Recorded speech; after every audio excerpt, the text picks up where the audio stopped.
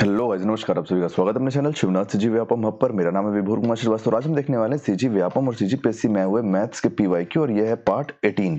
तो देखो, पहला क्वेश्चन आपका कब आया है? ये आया आपका वन क्षेत्र रक्षक 2021, मतलब फॉरेस्ट डिपार्टमेंट का क्वेश्चन है ये।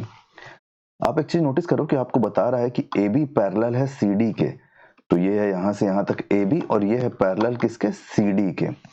ठीक है। Angle A B O 100 degree है, तो ये है आपका एंगल ए बी और ओ, क्योंकि ये बी है ना, तो ये है 100 डिग्री। और क्या बता रहा है? ओसीडी है 115 डिग्री, तो ये है ओ, ये है सी और ये है डी और ये है 115 डिग्री। तो हमसे पूछ रहा है एंगल बी ओ सी क्या होगा, का मान क्या होगा। तो ओ कहाँ है? देखो, ओ ये है बी, ये है सी। तो हमसे ये वाले एंगल का मान पूछा है कि ये वाला एंगल क्या होगा। तो हम इसको सॉल्व कर सकते हैं बहुत इजी तरीके से। कैसे? देखो, आप एक बात बताओ मेरे को कि अगर आपके पास दिया है कि ए बी पैरेलल है सी डी के, तो ये ए बी है, तो क्या इस ए बी को मैं यहां से आगे बढ़ा सकता हूं? ऐसे बढ़ा लिया। किसके पैरेलल है? सी डी के, तो क्या इस सी डी को मैं आगे बढ़ा सकता हूं? यहां तक बढ़ा लिया, तो ये पैरेलल हो गया, ये एक दूसरे के पैरेलल हो गया। आप एक चीज नोटिस करना कि हमसे कौन सा एंगल पूछा है? हमसे ये वाला एंगल पूछा है, हमसे ये वाला एंगल पूछा है। ठीक है। तो हमारे पास कौन कौन सा जानकारी होना चाहिए? आप मेरे को एक बात बताओ, ये एक सीधी रेखा है। सीधी रेखा में जब यहाँ पे एंगल ये कंप्लीट हो रहा है, तो इस एंगल का टोटल मान कितना होना चाहिए? 180 डिग्री होना चाहिए। हमको पता है 180 डिग्री होना चाहिए, मैं कई बार बता चुका हूँ आपको। ये 100 डिग्री है, तो ये वाला एंगल का मान क्या हो जाएगा? एंगल बी का। तो एंगल बी आपके पास 80 डिग्री निकल के आ जाएगा, क्योंकि जब ये 80 होगा तभी तो ये टोटल 180 डिग्री होगा ना। ये 80 हो गया हमारे पास, अब ये 80 हो गया, हमको ये निकालना है। ये एंगल बस अगर हमको पता चल जाता है कैसे भी, ये वाला एंगल, तो हमको पता है कि अंदर के आंतरिक कोण जो होंगे सभी एंगल, वो उसका टोटल 180 डिग्री होगा, तो अपन उससे माइनस कर लेंगे।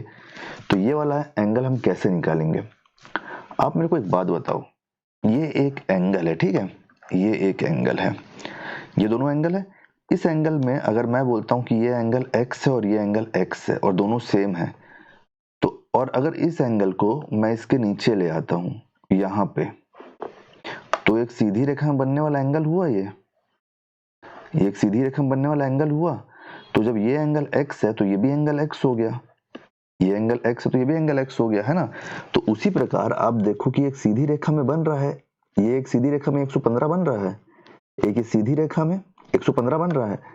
तो ये वाला जो एंगल होगा, क्या मैं ये नहीं बोल सकता कि अगर ये वाला एंगल 115 है तो ये वाला एंगल भी 115 होगा, 115 डिग्री का होगा? बोल सकता हूँ। और फिर वही बात कि एक सीधी रेखा में बनने वाला कोण कितना एंगल होना चाहिए? 180 डिग्री का। तो अगर ये 115 है तो ये वाला जो एंगल है ये कितने का हो जाएगा? ये वाला एंगल, ये अंदर वाला एंगल, ये कितना डिग्री हो जाएगा? अगर 115 है तो ये हो जाएगा आपका 65 डिग्री। 65 डिग्री हो गया। अब आप एक बात बताओ मेरे को, अब अपन इसको हटा देते हैं यहाँ से। अब आप एक बात बताओ मेरे को, अगर मेरे पास अपन इसको A B C D O है ना, अपन इसको ई मान बी ओ सी सी है, सीधा रेखा लिया है ना इसको। आप एक बात बताओ मेरे को, अगर ये एंगल 65 है और ये वाला एंगल, एक मिनट ना, कौन सा कलर लूं? ब्लू ले लेता हूँ। ये वाला एंगल मेरे को पता चल गया है कि ये वाला एंगल कितना है? 80। ये वाला एंगल मेरे को पता चल गया है कि ये वाला एंगल कितना है? 65। ये एक 80 है, एक 65 है। हमको O निकालना है ना, तो O हम कैसे निकाल लेंगे कि एक ट्रायंगल के अंदर के सभी कोणों का मान कितना होता है? 180 डिग्री होता है, 180 डिग्री होता है। तो हमारे पास क्या क्या है? 80 डिग्री है, प्लस दूसरा क्या है हमारे पास? 65 डिग्री है, तीसरा क्या है हमारे पास? प्लस BOC, एंगल BOC, ये कितना होना चाहिए? 180 डिग्री। अब आप एक बात बताओ, इन दोनों टोटल कितना हो जाएगा? इन दोनों टोटल 145 हो जाएगा। 145 को आप 180 से डिवाइड माइनस कर दोगे तो आपके पास क्या निकल के आएगा? 35 डिग्री। और यही आपका सही आंसर है। कहीं पे भी कोई भी डाउट होगा तो बता देना। शायद ये क्वेश्चन पहले के भी किसी पार्ट में कवर हो चुका है, लेकिन आप इसको आज फिर समझ लो। अगर डाउट होगा तो बता देना, ठीक है। चलिए नेक्स्ट क्वेश्चन देखते हैं। Question number 2। क्वेश्चन नंबर 2 है हमारा मंडी निरीक्षक एग्जाम 2021 का। ये वाला क्वेश्चन कब का था? ये भी 21 का था। इसका स्क्रीनशॉट ले लो आप। चलिए क्वेश्चन देख लेते हैं। क्वेश्चन में क्या बोल रहा है कि लाइन M पैरेलल है लाइन N के, सॉरी M और L पैरेलल है, एंगल 2 और एंगल 1 का टोटल क्या होगा पूछ रहा है। देखो जो पिछला क्वेश्चन मैं आपको बताया था उससे आपको ये याद होगा कि सीधी रेखा में बनने वाला कोण 180 डिग्री का होता है। ये 30 डिग्री का है तो ये कितना हो जाएगा 150 डिग्री। ये 150 डिग्री हो जाएगा। फिर मैं आपको एक कॉन्सेप्ट और बताया था वहां पे कि जो ऐसा वाला बताया था ना कि एक एंगल अगर ये एक्स है तो इसी लाइन में बनने वाला अगला एंगल भी इसी साइड में एक्स होगा। तो अगर ये 30 डिग्री है तो क्या मैं ये नहीं बोल सकता कि ये भी 30 डिग्री है। और हमसे क्या पूछा, इन्हीं दोनों का टोटल पूछ दिया है तो 180 डिग्री आपका सही आंसर, ऑप्शन नंबर डी आपका सही आंसर हो जाएगा। ठीक है, चलिए नेक्स्ट क्वेश्चन देखते हैं, क्वेश्चन नंबर 3। हम इंस्टाग्राम पे भी आ गए हैं तो आप इंस्टाग्राम में हमसे ज्वाइन हो सकते हैं और उसमें आईडी क्या है, उसकी भी आईडी यही है, शिवनाथ सीजी व्यापम हब। ठीक है, अगर वीडियो पसंद आ रहा हो तो वीडियो को लाइक कर देना, वीडियो को हाइप कर देना और शेयर भी। देखो मंडे निरीक्षक एग्जाम 2021 में क्वेश्चन आया, इसको हम दो तरीके से देखते हैं।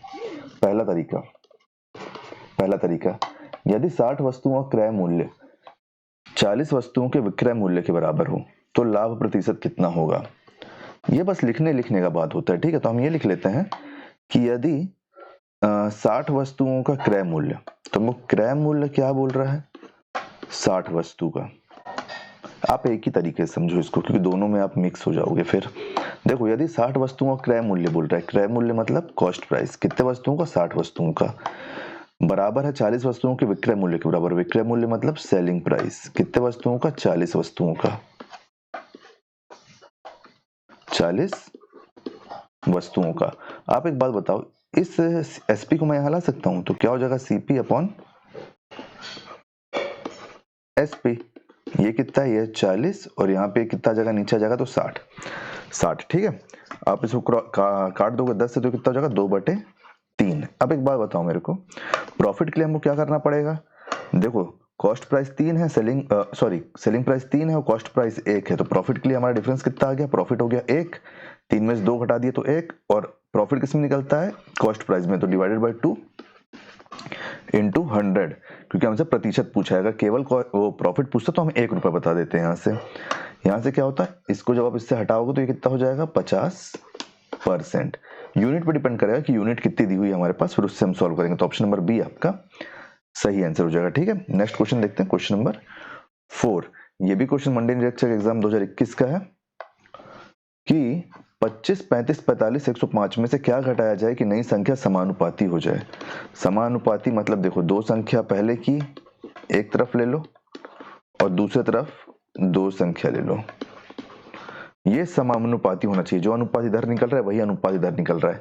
देखो ऐसे क्वेश्चन को हम कैसे सॉल्व करते हैं मालूम, देखो इससे minus x minus x minus x minus x ऐसे करके सॉल्व करोगे ना और यहाँ पे इक्वल लग जाएगा तो बहुत टाइम लगेगा आपका।